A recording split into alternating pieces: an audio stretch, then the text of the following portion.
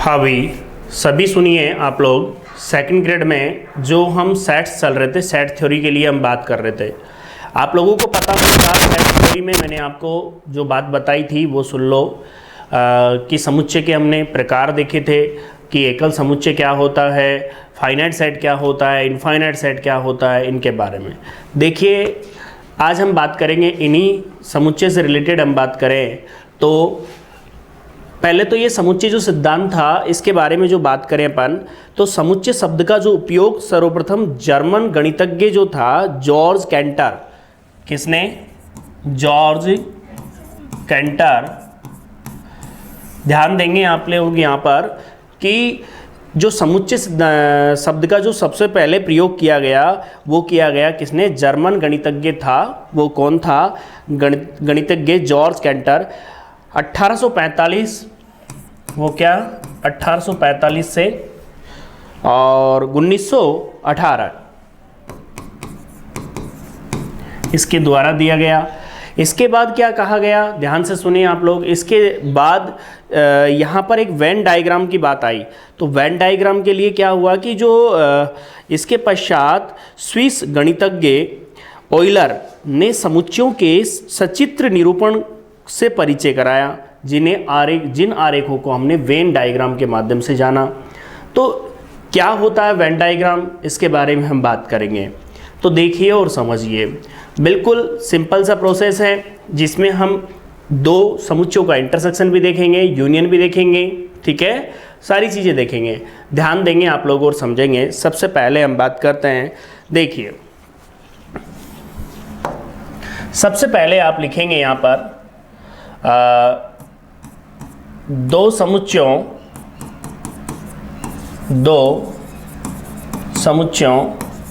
का सर्वनिष्ठ। भाई दो फाइनाइट सेट है, उसका क्या कर रहे हैं हम? सर्वनिष्ठ कर रहे हैं, अर्थात इंटरसेक्शन करें तो क्या आता है। सबसे पहले ध्यान देंगे आप लोग यहाँ पर और समझेंगे, बिल्कुल दिमाग में बिठा लीजिए। देखिए, माना A तथा B दो परिमित समुच्चय हैं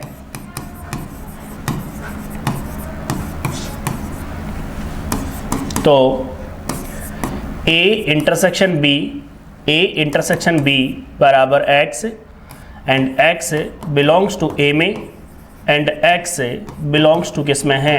B में। ध्यान से समझना आप लोग।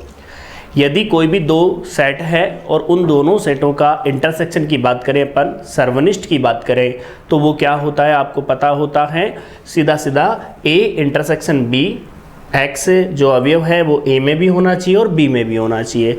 जैसे हम बात करें यहाँ पर बच्चों, यहाँ पर ध्यान देंगे, एक छोटा सा एग्जाम्पल की बात करी मैंने, एग्जाम्पल ले लिया। जैसे सपोज कीजिए, बोर्ड पर ध्यान देंगे, एग्जाम्पल में A बराबर आपने ले लिया 1 2 3 और जो दूसरा सेट लिया वो B ले लिया, वो ले लिया 2 3 5 7 और 8। क्लियर है बिल्कुल। आप लोगों ने देखा यहाँ पर यदि मैं A इंटरसेक्शन B को डिफाइन करूँगा तो क्या होगा? देखो, एक जो कॉमन है वो आएगा तो क्या होगा? 2 और 3। ओनली इसके अंदर जो सेट के अंदर अवयव आएंगे वो कौन से आएंगे? 2 और 3 आएंगे। क्लियर है बिल्कुल। तो जब भी इंटरसेक्शन की बात आएगी तो कौन सा अवयव होगा? जो कॉमन होगा दोनों सेटों में। क्लियर है बिल्कुल। अर्थात सर्वनिष्ठ से इंडिकेट करेंगे अपन उसको। तो पहले इसे नोट कर लें, लिखें सभी।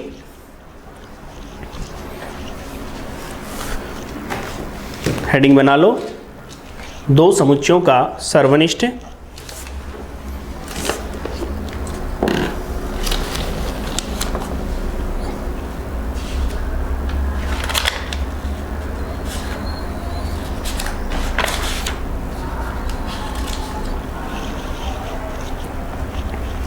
इसे हम बोल सकते हैं इंटरसेक्शन ऑफ टू सेट्स। क्या बोल सकते हैं हम इसको?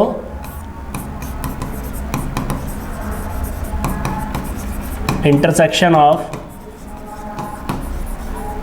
टू सेट्स, दो समुच्चयों का सर्वनिष्ठ।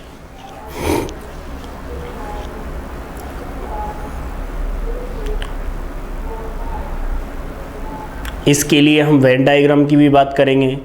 देखो वेन डायग्राम में क्या होता है कि एक तो U होता है जो सार्वत्रिक समुच्चय होता है, यूनिवर्सल सेट होता है, उसके अंदर जो भी सेट होंगे उन्हें उसे आयत के रूप में दिखाते हैं। आप 11th क्लास में पढ़ के आए हो, तो देखिए इसे रिप्रेजेंट करना हो हमको, लिख लिया आप लोगों ने। देखो भाई मैं इसको यहाँ पर देख रहा हूँ, तो देखिए हमने बात की यहाँ पर, सुनिए बच्चों, हम क्या देख रहे हैं, इंटरसेक्शन। तो देखिए ए इंटरसेक्शन बी, तो इसको मैंने मैथमेटिकल कैसे शो किया था, एक्स किस में है, ए में है, एंड एक्स किस में है, बी में है। अब इसको वेन डायग्राम के माध्यम से सोल्व करते हैं अपन, इसको मतलब बताते हैं, दर्शाते हैं। तो देखिए जब भी हम बात करेंगे किसकी, यूनिवर्सल सेट की, तो उसे किस में मानेंगे अपन, ये जो आयत होता है वो किसको बताएगा, यूनिवर्सल को। आप जानते हो यहाँ पर एक तो ये हो गया आपके पास, एक ये हो गया, एक सेट तो आपके पास ए है, एक सेट आपके पास बी है। आप लोग दिमाग में रखें कि जो इंटरसेक्शन होता है वो कॉमन वाला अवयव होता है, मतलब जितने भी कॉमन होंगे ना सेट के अंदर, ये वाला जो हिस्सा है वो बताता है हमको किसको, ए इंटरसेक्शन बी को दर्शाता है। क्लियर है बिल्कुल। तो बच्चों ध्यान देंगे, ए इंटरसेक्शन बी कौन सा होता है कि दोनों समुच्चयों में जो सर्वनिष्ठ अवयव होंगे अर्थात उभयनिष्ठ अवयव होंगे वो क्या कहलाएगा, आपका इंटरसेक्शन का पार्ट कहलाएगा। तो पहले वेन डायग्राम बना लीजिए।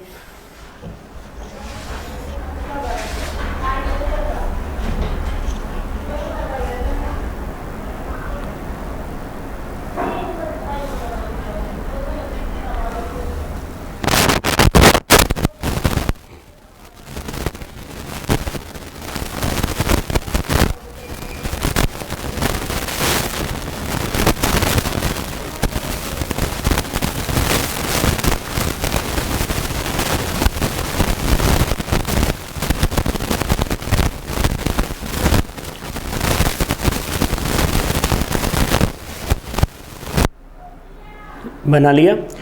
अब अगली डेफिनेशन लिखें आप लोग, लिखें अगली डेफिनेशन, लिखो दो समुच्चयों का संग। अगला लिखिए दो समुच्चयों का संग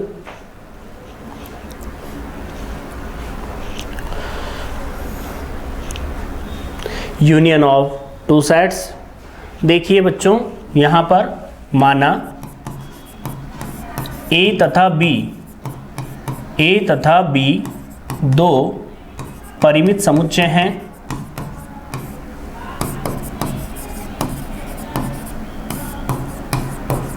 तो ए यूनियन बी डिफाइन होगा, एक्स कोई अवयव होगा, एक्स ए में भी हो सकता है या फिर एक्स किस में हो सकता है, बी में हो सकता है। समझ रहे हो मैं क्या बोलना चाह रहा हूँ। यूनियन का मतलब होता है कि ए यूनियन बी में है ना, तो वो ए में भी हो सकता है या फिर वो बी में है। क्लियर सी बात है। जैसे मैं आपको इसी चीज़ के अंदर एक वेन डायग्राम के माध्यम से बताता हूँ, तो देखिए कैसी सिचुएशन होती है इसकी। ये जैसे यू हो गया, यहाँ पर हमारे पास क्या आ गया, ए, यहाँ पर हमारे पास क्या आ गया, बी, ये ए हो गया, ये बी हो गया। अब जो आपका जितना भी पार्ट है ये पूरा ए बी है, बी बी है, ये पूरा का पूरा जितना भी मैंने डॉट डॉट करके दिखाया है, ये पूरा का पूरा हिस्सा जो है वो किसको बताएगा, ए यूनियन बी को दर्शाएगा। तो आप हमेशा याद रखें कि वो ए में भी हो भी सकता है ना भी हो, लेकिन ए यूनियन बी में विद्यमान होगा। तो इसे नोट कर लो, जिससे मैं इधर एग्जांपल ले लेता हूं यूनियन का।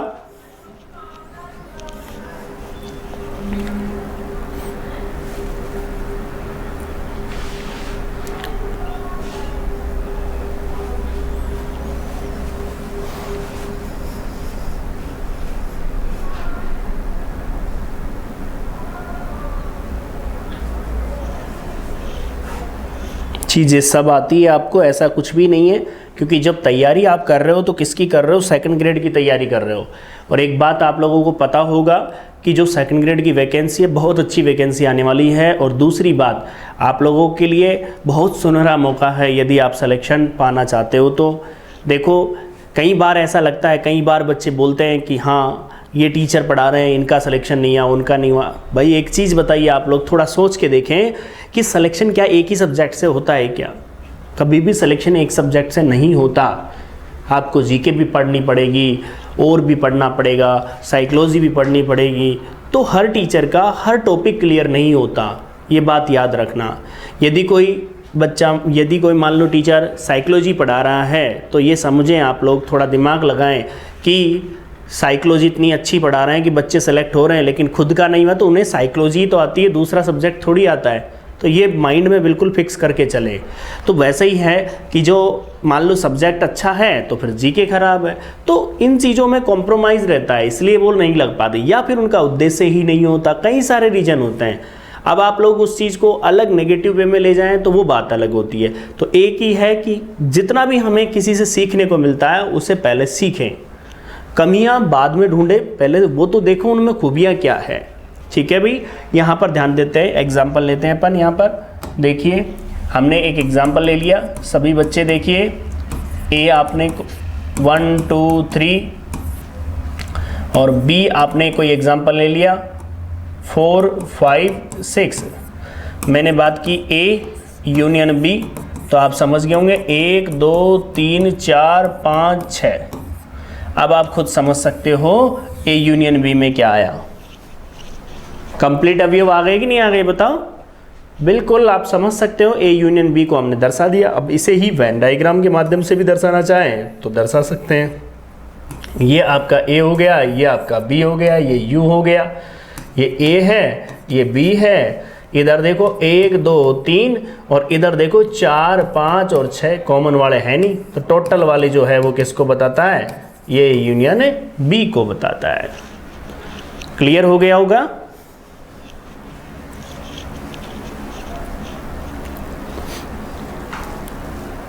क्लियर है बिल्कुल?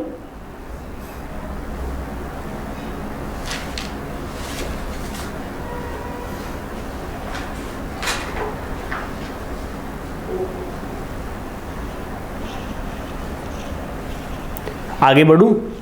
तो आगे बढ़ता हूँ, इसको मैंने थोड़ा रफ कर दिया यहाँ से, एग्जाम्पल था इसलिए।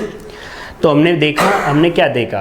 हमने ये देखा कि दो समुच्चयों का इंटरसेक्शन देखा, दो समुच्चयों का यूनियन देखा हमने, ये सारी चीज़ें हम देख रहे थे।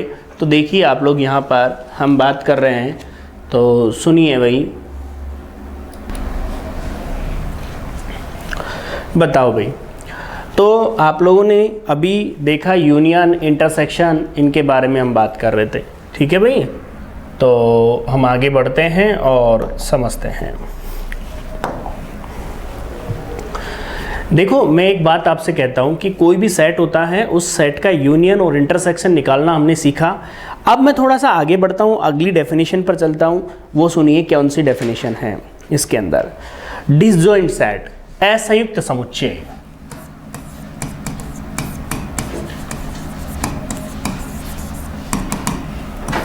डिसजॉइंट सेट्स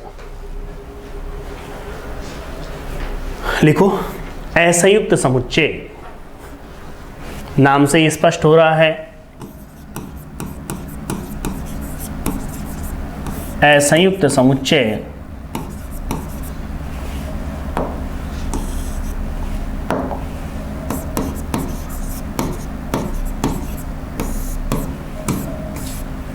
डिसजॉइंट सेट, असंयुक्त समुच्चय। असंयुक्त का मतलब होता है, आप समझें कि दो समुच्चय हैं, उन दोनों समुच्चयों में कोई भी अवयव क्या नहीं होना चाहिए? कॉमन नहीं होना चाहिए, उनमें उभयनिष्ठ नहीं होना चाहिए। सिंपल सी बात है भाई, कोई भी दो सेट है और उन दोनों सेटों के अंदर क्या नहीं हो? कोई भी अवयव क्या नहीं होना चाहिए? उभयनिष्ठ नहीं होना चाहिए। तो वो क्या होगा? आपका डिसजॉइंट सेट होगा। तो लिखिए सभी लिखिए, लिखो, यदि ए तथा बी में कोई भी अवयव, यदि ए तथा बी में कोई भी अवयव समान न हो, अर्थात उभयनिष्ठ न हो, बात वही है, मतलब कोई भी अवयव क्या नहीं हो? समान न हो, तो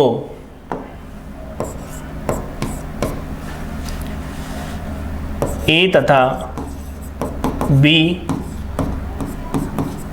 असंयुक्त समुच्चय कहलाते हैं। अर्थात A intersection B equal to क्या, 5। मतलब दोनों का इंटरसेक्शन लूँ मैं, दोनों सेट है ए और बी, उनका इंटरसेक्शन लूँ और वो इंटरसेक्शन खाली आ जाए अर्थात रिक्त है, इसका मतलब दोनों सेटों के अंदर कोई भी अवयव क्या नहीं है, कॉमन नहीं है। और यदि कोई अवयव कॉमन नहीं है तो वो जो सेट कहलाएंगे वो कहलाएंगे आपके कौन से, असंयुक्त कहलाएंगे, डिसजॉइंट सेट कहलाएंगे। क्लियर है बिल्कुल। तो जैसे एग्जाम्पल लिया मैंने यहाँ पर, सब बच्चे देखेंगे एग्जाम्पल। जैसे a बराबर मैंने ले लिया 1, 5, 7 एंड b जो सेट लिया मैंने वो ले लिया 3, 4, 8। आपसे पूछा गया बताओ a इंटरसेक्शन b, है ही नहीं कुछ, खाली है।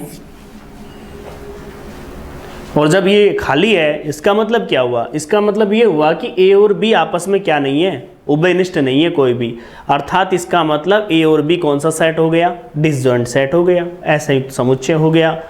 तो आप एग्जाम्पल लिख लीजिए।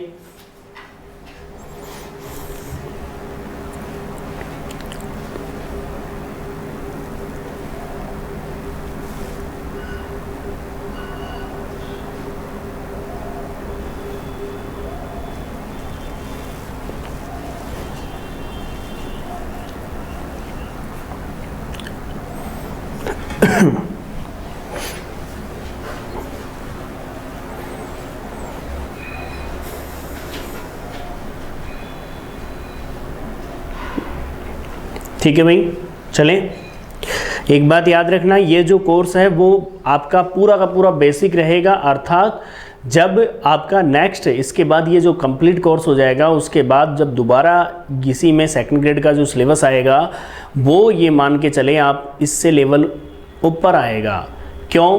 क्योंकि जब किसी बच्चे को बिल्कुल कुछ नहीं आता तो फिर उन्हें ए लेक्चर लेने ही पड़ेंगे, ध्यान रखना। और ये हमेशा आप लोगों के पास अवेलेबल रहेगा। देखिए भाई, यहाँ पर हम बात करेंगे असंयुक्त समुच्चय हो गया। अगली डेफिनेशन पर आ जाइए, लिखिए समुच्चय। हाँ बोलिए, किसका? डिसजॉइंट का। डिसजॉइंट का वेन आरेख होगा ना, लेकिन दोनों में कॉमन ही नहीं होगा। जैसे कोई एक सेट है ना तो दूसरा सेट यहाँ पर है, तो इसके अंदर इंटरसेक्शन में कोई है ही नहीं, अलग अलग है बिल्कुल। ठीक है ना। तो यहाँ पर हम बात करते हैं, सुनिए ध्यान से। अगला लिखिए, अगली डेफिनेशन, डिफरेंस ऑफ सेट्स, समुच्चयों का अंतर।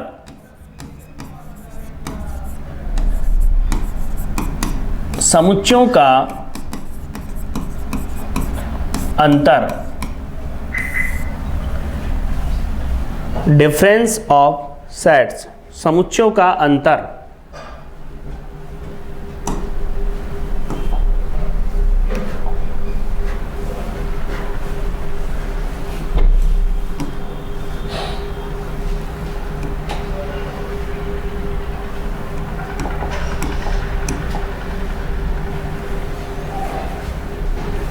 समुच्चयों का अंतर की बात कर रहे हैं हम, तो समुच्चयों का अंतर क्या होगा इसके बारे में हम बात कर रहे हैं। देखिए यहाँ पर हम बात करें तो थोड़ा सा समझने की कोशिश करें। कोई ए सेट है, मान लिया मैंने, माना ए तथा बी कोई दो परिमित समुच्चय हैं। हमने लेट कर लिया ए तथा बी क्या है, कोई दो परिमित समुच्चय है। बच्चों यहाँ पर ध्यान देंगे, मैंने बोला अंतर तो है, तो a माइनस बी बराबर कैसे डिफाइन होगा वो सुन लीजिए ध्यान से। a में से क्या हो गया, b घट रहा है, अर्थात a माइनस बी है। a माइनस बी है तो इसका अंतर होगा, और अंतर होगा तो बच्चों यहाँ पर ध्यान देंगे, a माइनस बी का मतलब क्या है कि x कोई अवयव है ना इसका, किसमें, a में, लेकिन वो किस में नहीं होगा, b में नहीं होगा, क्योंकि b चला गया उसके अंदर से। समझने की कोशिश करना, X not belongs to B. बात समझ में आ रही कि नहीं आ रही बता दीजिए आप लोग यहाँ पर, क्योंकि मैंने आपसे जो बोला ना उस बात पर थोड़ा गौर करना कि मैंने क्या बोला आपसे, पता हो तो।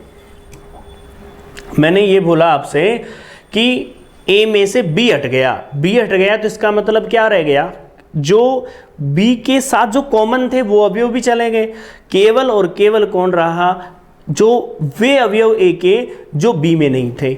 बात तो समझना, इसी चीज को देखो, ए माइनस बी का मतलब ऐसा सेट जिसमें से बी हट गया, अर्थात एक्स यदि इसमें विद्यमान होगा तो वो ए में तो होगा लेकिन बी में नहीं होगा। चलो ठीक है, इसके लिए वेन डायग्राम के माध्यम से मैं आपको बताता हूं, ध्यान देंगे आप लोग सभी बच्चे। ये u हो गया, ये आपका a हो गया, ये आपका b हो गया। सब बच्चे देखेंगे यहाँ पर, बताओ ये a है, ये b है। अब मैं कहूँ कि b हट गया, b हट गया तो इसका मतलब कौन हट गया, देखो समझो।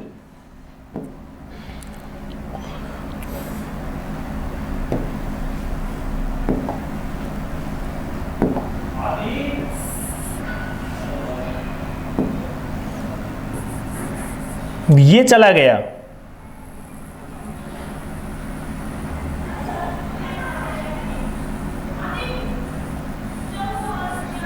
दिख रहा है आपको?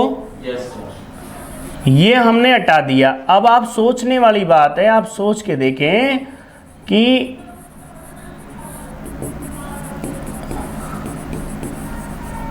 ये लीजिए, ये हट चुका है तो ये क्या हो गया, पूरा हट गया। अब बचा क्या, अब आप खुद देखिए, जो बचा है वो ये है, ये बचा है आपका, और ये क्या है, ये इसको बताता है a माइनस बी को बताता है। अब कोई अवयव मान लो यहाँ पर होगा x, ध्यान दोगे x यहाँ पर होगा तो आपको ये बात बिल्कुल क्लियर हो रही होगी कि x a में तो बिलोंग कर रहा है, लेकिन x नॉट बिलोंग्स टू किस में है, b में है। यही लाइन मैंने आपको एक्सप्लेन की थी, इसी डेफिनेशन को मैंने ऊपर आपको शो किया था। क्लियर है बच्चों? तो पहले इसे नोट कर लें।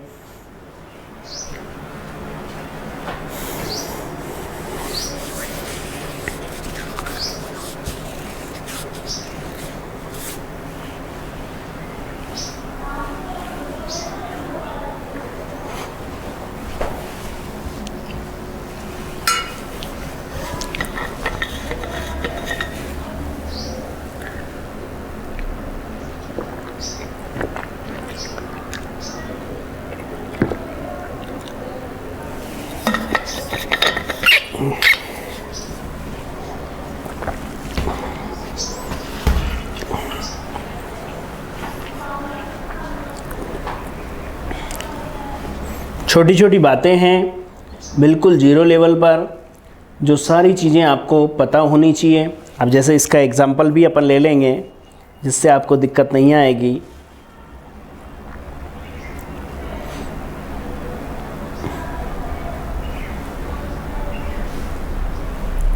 नोट कर लिया होगा। जैसे एक एग्जाम्पल लिया बच्चों, यहाँ पर ध्यान दोगे, एक एग्जाम्पल लिया,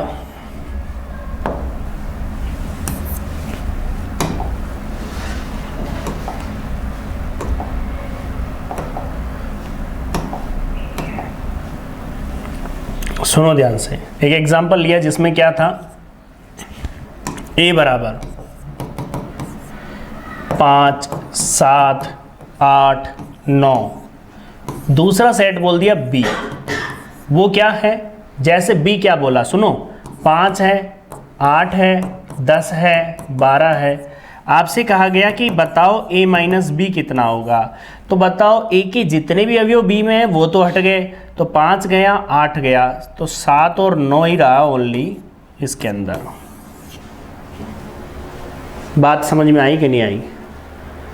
a में से b हटा, अर्थात b माइनस हो गया, तो बताओ जो हट गए वो रह गए, जो बाकी थे वो कौन है, 7 और 9। देख लो अब, 7 और 9 a में था ना, तो 7 a में तो करता है, लेकिन 7 किस में नहीं करता, बिलो b में नहीं करता। यही तो बात मैंने आपके सामने एक्सप्लेन की थी कि a माइनस बी का मतलब क्या है। a माइनस बी का मतलब है x a में बिलो करता है, लेकिन x किस में नहीं है, b में नहीं है। क्लियर है बिल्कुल?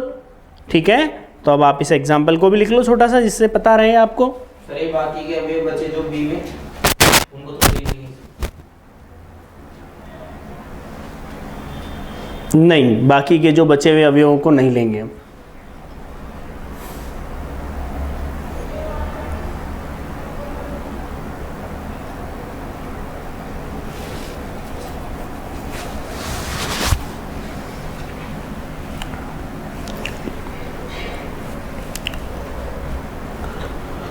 इसके बाद हम बात करेंगे पूरक समुच्चय। पूरक समुच्चय क्या होता है, तो इसकी डेफिनेशन अपन लिखेंगे, पूरक समुच्चय क्या होता है।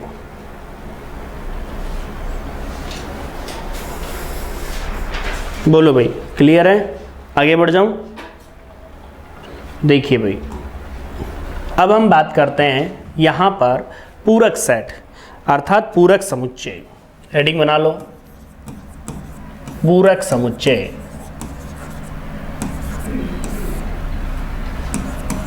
जिसे हम कॉम्प्लीमेंट सेट भी बोल सकते हैं। लिखिए इसमें, माना कैपिटल यू एक सार्वत्रिक समुच्चय है। माना कैपिटल यू एक सार्वत्रिक समुच्चय है। माना कैपिटल यू एक सार्वत्रिक समुच्चय है। कैपिटल यू एक सार्वत्रिक समुच्चय है तथा समुच्चय ए का पूरक तथा समुच्चय ए का पूरक ए डैश तथा समुच्चय ए का पूरक ए डैश एक्स किस में बिलो करता है? यूनिवर्सल में बिलो करता है, लेकिन एक्स किस में बिलो नहीं करता? ए में नहीं करता। बात समझ में आ गई होगी। पूरक का मतलब क्या हुआ? पूरक का मतलब हुआ कि यू एक सार्वत्रिक समुच्चय है, तब समुच्चय ए का पूरक ए डैश कैसा होगा? एक्स यू में तो होगा यूनिवर्सल में तो, लेकिन एक्स किस में नहीं होगा?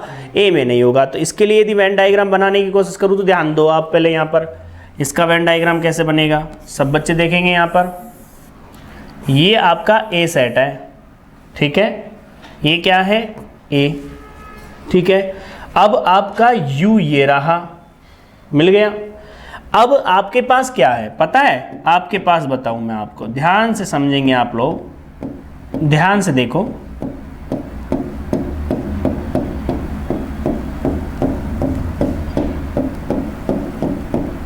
ये जो भाग है ना आपका, ये वाला, ये जो भाग आपको दिख रहा है, ये वाला जो पार्ट है आपका, वो क्या है? एस मतलब ए डैश का मतलब क्या हुआ? ए डैश का मतलब हुआ कि जिसमें ए नहीं है, इसका मतलब ये वाला पार्ट बाहर निकल गया।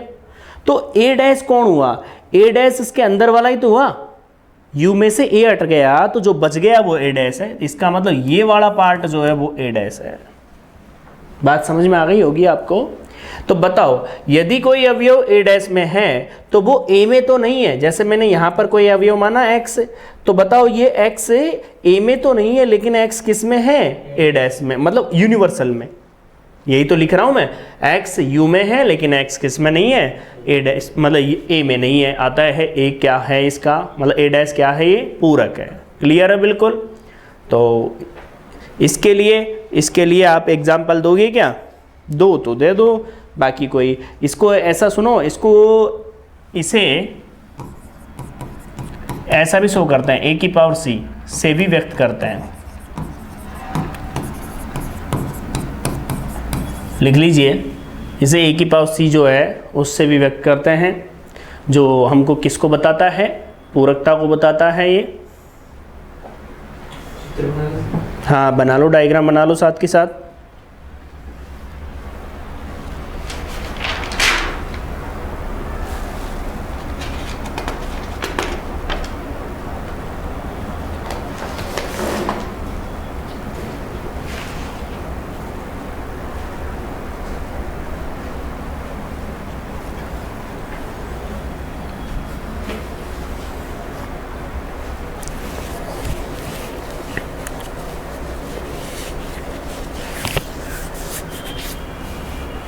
एक दो क्वेश्चन अपन पढ़ते हैं जिससे आपको थोड़ा सा जो कल और आज में जो पढ़ा था हमने उससे रिलेटेड कुछ क्वेश्चन देखते हैं।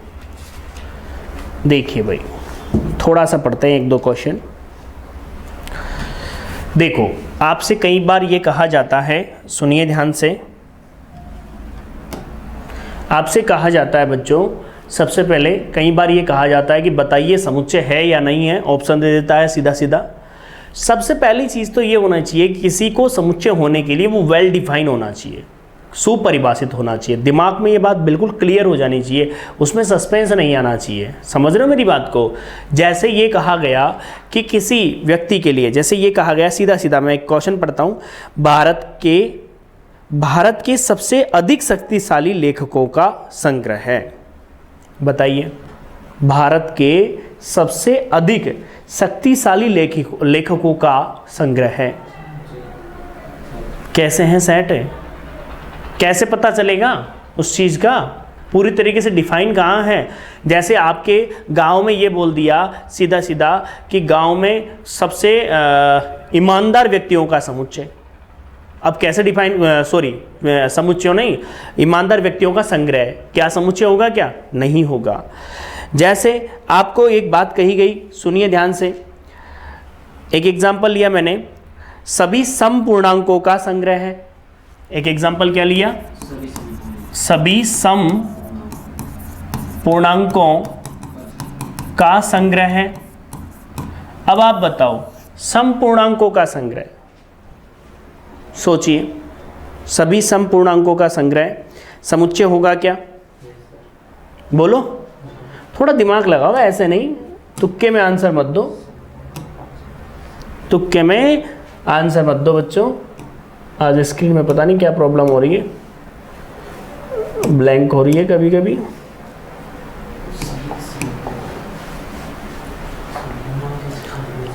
बताओ, सोच के बोलो। आपको पता होगा ये है एक समुच्चय है, सिंपल सी बात है। संपूर्णांकों का जो समुच्चय होगा वो क्या होगा? संग्रह क्या होगा? समुच्चय होगा। यहाँ पर ध्यान देंगे आप लोग तो समझें थोड़ा सा, ये क्या है? ये एक समुच्चय है। क्या है ये? समुच्चय है। बात समझ में आ रही होगी आप लोगों को? तो ये क्या बन गया? आपका सेट बन गया, समुच्चय बन गया। क्लियर है बिल्कुल? और पढ़ता हूं मैं आप लोगों के लिए क्वेश्चन, थोड़ा सा ध्यान दोगे आप लोग। हाँ, भारत के बुद्धिमान व्यक्तियों का संग्रह है। भाई क्वेश्चन क्या बोल रहा है कि भारत के बुद्धिमान व्यक्तियों का संग्रह है। अब आप सोच के देखिए, भारत के विद्यमान व्यक्तियों का संग्रह कैसे डिनोट करेंगे अपन उस चीज को? तो इसलिए क्या नहीं है? ये समुच्चय नहीं है। अब मैं एक और बात आपसे पूछता हूं, ध्यान से सुने, एक सेट के लिए बात करता हूं मैं। सपोज कीजिए आप लोगों को मैं कुछ बोलता हूं तो ध्यान देंगे आप लोग। देखिए, यहां पर एक एग्जाम्पल लिया मैंने और जिसमें मैंने आपसे एक बात कही, बोर्ड पर ध्यान देंगे आप लोग सभी। एक कोई सेट दे दिया आपको, उसमें x अवयव है और x कैसा है? x + 4 = 4। ये है। बताओ, इसमें अवयव, इस समुच्चय के अवयव निकालने हैं अपन को। सब बच्चे बताइए, क्योंकि जो क्वेश्चन होते हैं, ध्यान दें आप लोग, क्वेश्चन तो आपको लेने ही पड़ते हैं, तो बुक से लें चाहे किसी से भी लें। पहले कि अपन ने डेफिनेशन समझे, उसके बाद क्वेश्चनों पर आ रहे हैं। बताओ बच्चों, भाई ये बोलना चाह रहा है ए कोई सेट है, ठीक है, वो कैसा है? x है, और x + 4 = क्या है? 4। तो बताओ इसके अंदर अवयव कौन सा होगा? भाई इसके अंदर 4 ऑप्शन दे देता हूँ, चलो लो। इस सेट के अवयव 0, दूसरा ऑप्शन दे दिया खाली, है ना, तीसरा ऑप्शन दे दिया, जैसे मान लो मैंने आपके उसमें ऑप्शन के हिसाब से दे दिया, 5 दे दिया, बोलो, या चौथा दे दिया मैंने इनमें से कोई नहीं है।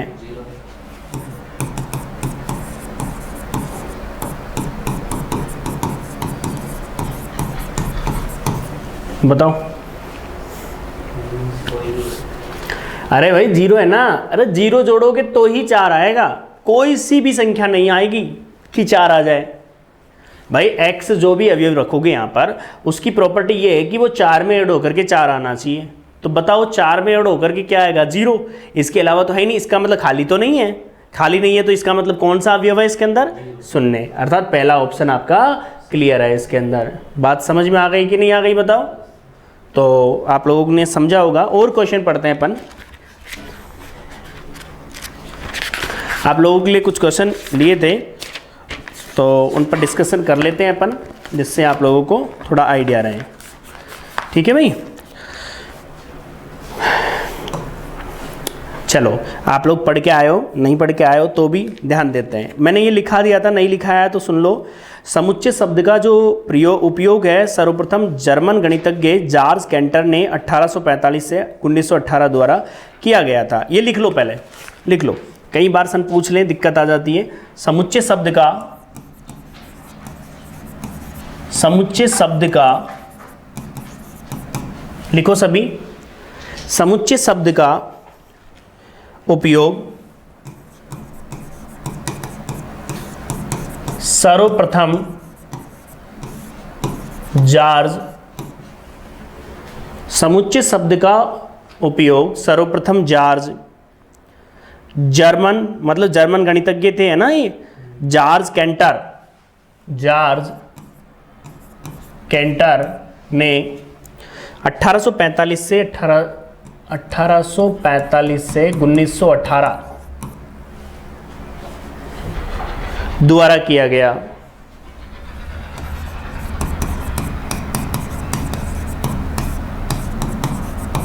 पहली लाइन तो ये हो गई। कई बार क्वेश्चन बन जाता है तो दिक्कत आ जाती है अपन को, तो ध्यान देंगे आप लोग और समझेंगे।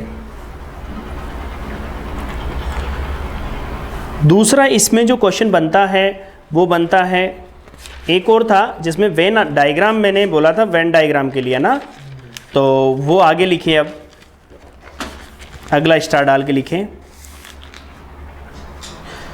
लिखो स्विस गणित, मैं बोर्ड पे लिख रहा हूं, स्विस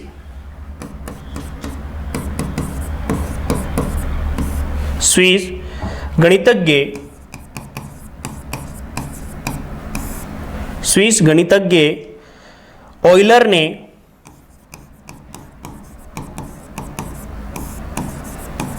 ने समुच्चयों के सचित्र निरूपण से परिचय कराया। समुच्चयों के सचित्र निरूपण से परिचय कराया।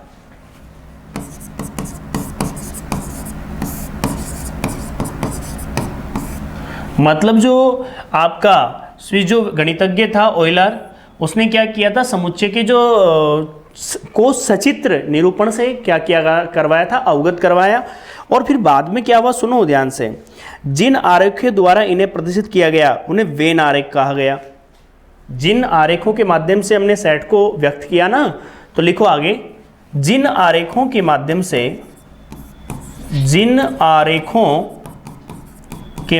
से व्यक्त किया गया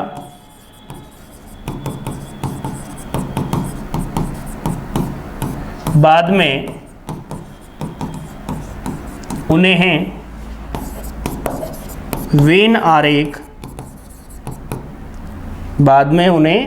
वेन आरेख कहा गया।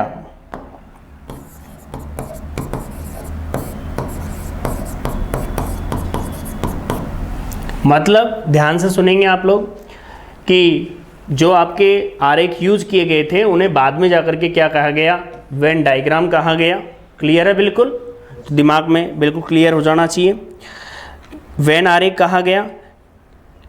अब वेन डायग्राम क्यों पड़ा उनका नाम? क्योंकि क्या था कि ब्रिटिश तार्किक जॉन वेन के आधार पर इन्हें वेन डायग्राम कहा गया। तो अगला स्टार डाल के लिखो ब्रिटिश तार्किक जॉन वेन के आधार पर, ब्रिटिश तार्किक जॉन के आधार पर, आगे वो लिखो, जॉन रह गया, ब्रिटिश तार्किक जॉन वेन के आधार पर इन्हें वेन आरेख कहा गया। तो देखो छोटे छोटे क्वेश्चन बन सकते हैं, सीधा सीधा पूछ सकता है कि समुच्चय का जो शब्द का सबसे पहले उपयोग किसने किया गया था, वो था आपका जर्मन वैज्ञानिक था, वो कौन सा था आपका, जोर कैंटर के द्वारा।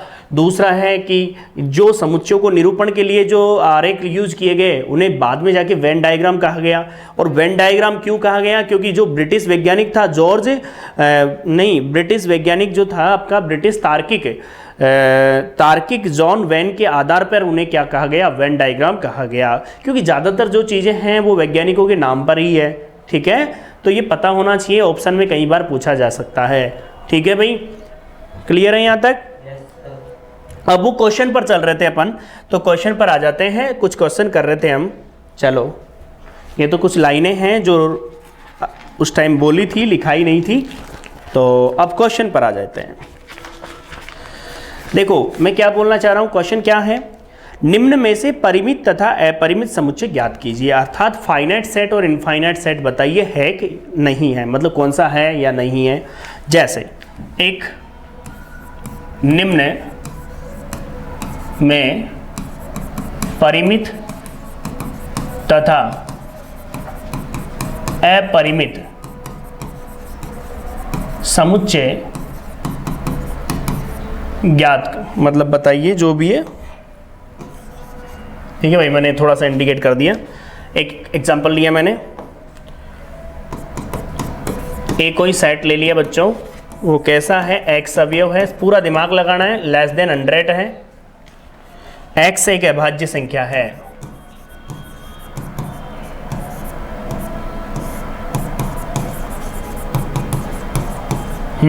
बोलो बच्चे बताइए। ये बोल रहा है कि x जो अवयव आएगा वो उसका जो स्क्वायर है वो किससे छोटा है, 100 से छोटा है, और x क्या है, एक अभाज्य संख्या है। x क्या है आपके सामने, एक अभाज्य संख्या है। तो बताओ भाई कौन सा होगा, ये फाइनाइट होगा इनफाइनाइट होगा, पहले तो ये बात बता दीजिए। फाइनाइट होगा तो क्यों होगा ये बताओ। उसका कारण है क्योंकि इसमें क्या है, देखो एक्स स्क्वायर मतलब जो भी संख्या ले रहे हो ना आप, उसका स्क्वायर किससे छोटा होना चाहिए, 100 से छोटा होना चाहिए। ये बात तो बिल्कुल क्लियर हो गई कि एक्स एक अभाज्य संख्या है, और अभाज्य संख्या है तो आप अच्छे से समझ गए होंगे। एक्स स्क्वायर 500 से 500 ले लिया मैंने, यहाँ पर संख्या क्या ले ली 500। तो अब आप समझ सकते हो 500 ले लिया, तो बताइए किसका इसमें जो अवयव होंगे, सीधा सीधा फाइनाइट नज़र आ रहा है वो, तो प्रत्येक संख्या क्या होगी, अर्थात a में जो है इसका वर्ग क्या होगा, 500 से छोटा, इसलिए कौन सा सेट है ये तो देखने पे पता चल रहा है। नॉर्मल सा क्वेश्चन ले लिया मैंने, थोड़ा जटिल लेता हूँ। कोई सेट दे दिया आपको, सब बच्चे देखेंगे, x सरल रेखाओं पर स्थित बिंदु है, x सरल रेखाओं पर स्थित बिंदु है। लगाओ भाई दिमाग, सब बच्चे लगाओ दिमाग, बताओ भाई एक चीज बताइए, आपसे कहा गया ए कोई सेट है और ए में जो अवयव है ना वो कैसे हैं, सरल रेखा पर स्थित बिंदुओं का सेट है। ये बताओ कितने आएंगे। अरे भाई किसी सरल रेखा पर तो इनफाइनाइट पॉइंट होंगे, इसका मतलब क्या हुआ, अनंत बिंदु होंगे ना, तो क्या हो गया इसका मतलब इनफाइनाइट हो गया। ये तो सिंपल सा हो गया है, तो कोई दिक्कत ही नहीं है। ये तो क्या हो गया, इनफाइनाइट सेट। बोलिए भाई, क्लियर सी बात है, किसी बच्चे को आफत नहीं होनी चाहिए इसमें। चलो ठीक है, एक छोटा सा क्वेश्चन और लेता हूं, बताओ भाई। x कोई सेट है, जैसे मैंने ये b सेट मान लिया, x कोई अवयव है और x कैसा है, सुन लो ध्यान से, x समअभाज्य संख्या है।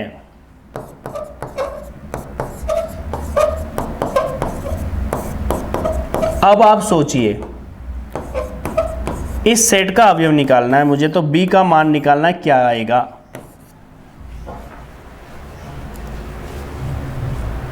सोचिए, x क्या है आपका? समअभाज्य संख्या है। अब पहली बात तो सम संख्याएं क्या होती है? 2 4 6 अपन चलते हैं, ठीक है। अब वो भी अभाज्य सम संख्याएं तो है ही है, 2 4 6 वो तो कंटिन्यू चल रही है, लेकिन प्रत्येक सम संख्या का क्या अभाज्य संख्या थोड़ी होती है?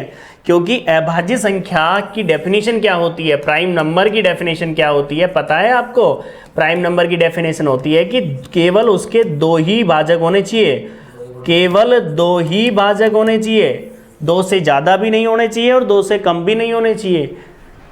जैसे एक अभाज्य नहीं होता, आपको पता होता है, स्टार्ट होता है 2 से। अब 2 का 1 तो खुद हो गया अभाज्य और 1 हो गया खुद स्वयं 2 भी। समझ में आ गई बात? लेकिन मैं बात करूं यहाँ पर 3 अभाज्य हैं, मतलब सॉरी 3 क्या है आपका अभाज्य संख्या गिनोगे, फिर 4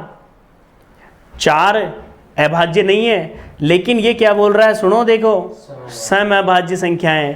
अब बताओ, गिन लो, लिख लेता हूँ, लो समझने के लिए लिख लेता हूँ, आप लोग सभी ध्यान दोगे तो आप तो बड़े इंटेलिजेंट हो, समझ जाओगे। मुझे तो क्या एग्जाम्पल देने पड़ते हैं समझने के लिए या लेने पड़ते हैं, ये समझ लो। देखिए बच्चों, यहाँ पर ध्यान देंगे, समअभाज्य संख्याएं देख रहा हूँ मैं, 2 है, 2 के बाद पहले तो अभाज्य संख्या की बात की मैंने, तो अभाज्य संख्या ले लेता हूँ, चलो अभाज्य 2, 1 नहीं होती, 1 नहीं होती, 2 3 5 7 11, ठीक है, ये चलता जाएगा। अब सुनो, वो बोल रहा है कि समअभाज्य संख्या, तो सम संख्या तो ये 1 भी नहीं आएगी, केवल और केवल 1 ही संख्या आएगी सम संख्या, तो वो कौन होगी? 2। इसका मतलब इस सेट के अंदर जो अवयव आएगा ना, इस सेट के अंदर वो कौन आएगा? 2 आएगा। बात समझ में आ रही होगी आप लोगों को? इसका मतलब x जो है वो समअभाज्य संख्या, बात एक एक चीज को पकड़ना, नहीं तो गड़बड़ हो जाएगी क्वेश्चन में। समअभाज्य संख्या का मतलब कितना है आपके? ओनली 2 आएगा इसमें।